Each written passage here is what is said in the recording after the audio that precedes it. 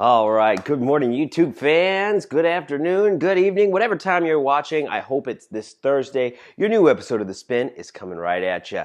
Episode 10, we're talking about a band that I really enjoy, the Black Keys, that's turned blue. Their latest album, although a few years old already, and well, I hope there's new music in the works. I don't know for sure, I cannot say.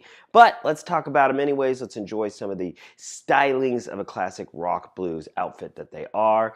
They were formed in 2001, originally slated to be an underground sort of DIY garage project, two-piece. Everything was done on 4 to 8-track recorders, self-produced, self-made, and really avoiding anything that would seem to be commercial.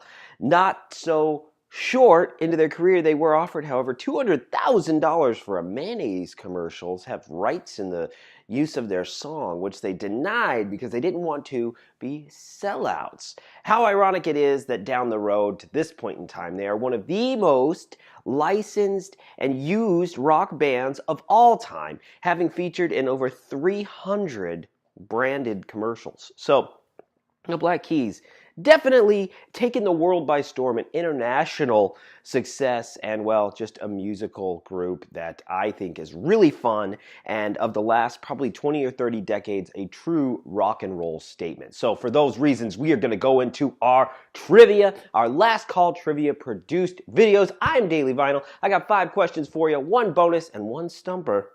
I hope you have your pens, your papers, and your pause fingers ready because we're getting started right now. Question number 1. I'm a big fan of the Coachella Music Festival, as many people are. I have not been in a couple years, but I did go almost 10 times in the past. The Black Keys headlined the Coachella Festival after playing several other times earlier in the day. What year did the Black Keys headline the Coachella Festival in Indio, California? All right, here we go. Number 2. The Black Keys' third album, appropriately titled Rubber Factory, was given that name for what reason? Why was album number 3 titled Rubber Factory?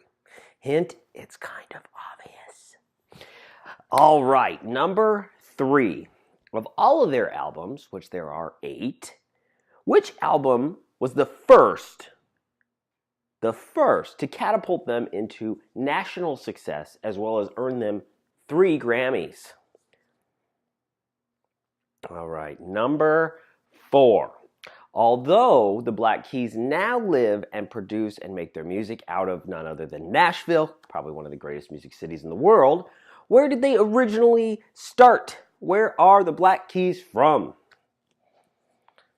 All right, question number 5. What late night show gave the Black Keys their television debut way back in 2003? So the very first time they were ever on TV was 14 years ago. Losing track of time. 2003. What show was that they debuted on? All right, here we go. We're going to hit you with the bonus in true last call fashion. There's always a question with the numerical answer. Your job is to get as close as you can numerically without going over, I suppose, unless your price is right. That doesn't really matter. Let's just see how close we can get to this. How old were the Black Keys members Dan Auerbach and Patrick Carney when they met for the first time? What age were they? They were the same age? How old were they? All right, we're going to do the Daily Vinyl Stumper. If you don't know what the Daily Vinyl Stumper, that is my musical question that I think is, I guess, a little tougher, a little harder than the others. But if you know it, good for you. Otherwise, just add it to your back pocket, a little piece of music trivia. Here we are. The Daily Vinyl Stumper, the original touring van the Black Keys used to get around, drive all the way across the country to their first Austin City Limits festival debut, was a 1994 Chrysler van. Not unlike the one on the cover of El Camino, ironically titled because it's not an El Camino, it's a van.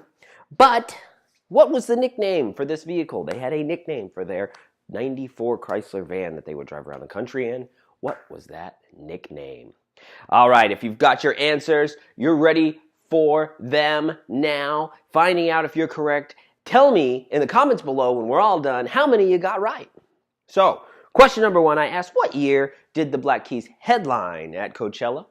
Well, they took the main stage, in 2012, playing alongside Radiohead and Dr. Dre and Snoop, one of the biggest years of all for Coachella, featuring the Tupac hologram.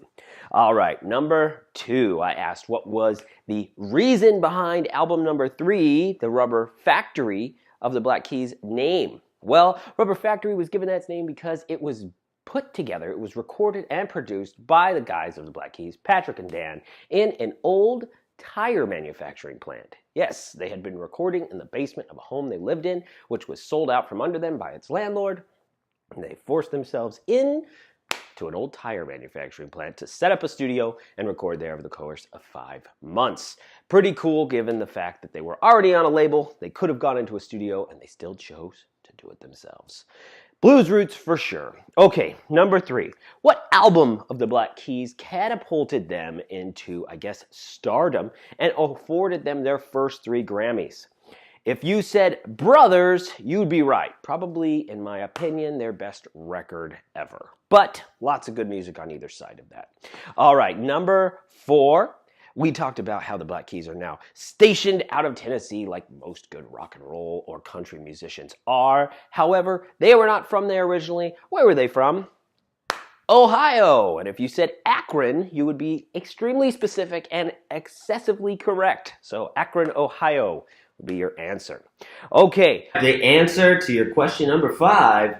What late night show gave the Black Keys their debut to television in 2003? Well, that was none other than Conan O'Brien, the late night show, way back when it was still on NBC. Yes, Conan O'Brien. Thank you very much, sir. Bonus question. It was a numerical one, and I said, what age were Dan and Patrick when they met for the first time?